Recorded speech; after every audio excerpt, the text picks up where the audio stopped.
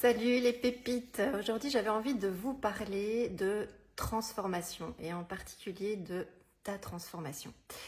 Et j'ai une petite question. Est-ce que tu penses que ton état intérieur dépend de ton état extérieur ou est-ce que tu penses que c'est le contraire?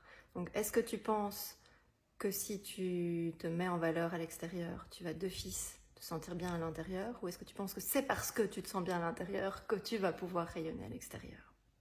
On a souvent tendance à croire en fait qu'il suffit d'acheter des tonnes de vêtements, il suffit de trouver les bons vêtements pour se sentir bien dans sa peau. Et en fait, eh bien, c'est totalement faux. Et je te dis ça parce que moi, je le croyais aussi avant. Et j'ai passé plus ou moins 15 ans de ma vie dans la surconsommation, dans les achats compulsifs. Et à l'époque, en fait, j'en avais même pas conscience. Je pensais que c'était normal, c'était la vie, quoi. Le samedi, après la semaine de boulot, j'allais dépenser mon argent parce que j'en avais envie. Et donc, j'ai entassé des tonnes et des tonnes et des tonnes de vêtements.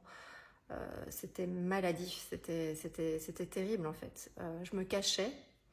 Donc je rentrais du shopping, je me cachais, je cachais les vêtements dans la voiture, vite fait dans l'armoire, dans le garage.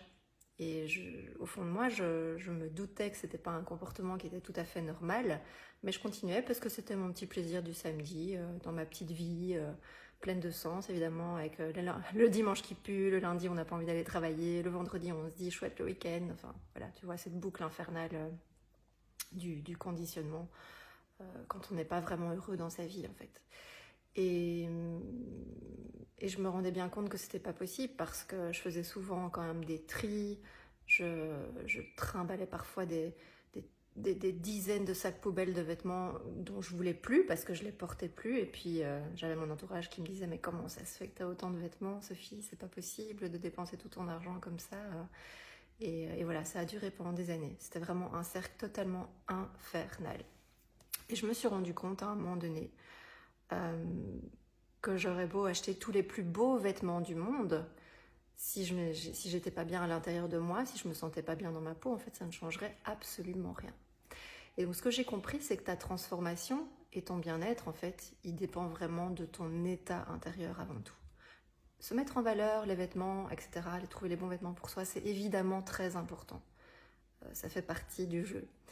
Mais si tu ne te transformes pas d'abord à l'intérieur, si tu n'apprends pas d'abord à avoir une image positive de toi, à t'aimer, à te respecter, à avoir confiance en toi, à t'estimer, en fait, il ne se passera rien du tout de bon, en fait.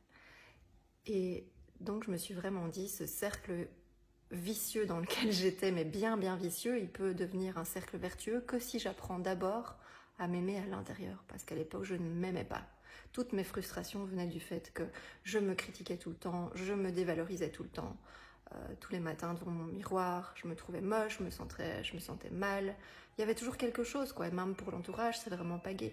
Il y avait toujours quelque chose. Donc, voilà, j'ai décidé d'abord de me transformer à l'intérieur avant tout. Je vais te faire la suite dans une autre petite vidéo parce que on sonne à la porte. Donc j'arrive, je reprends tout de suite après.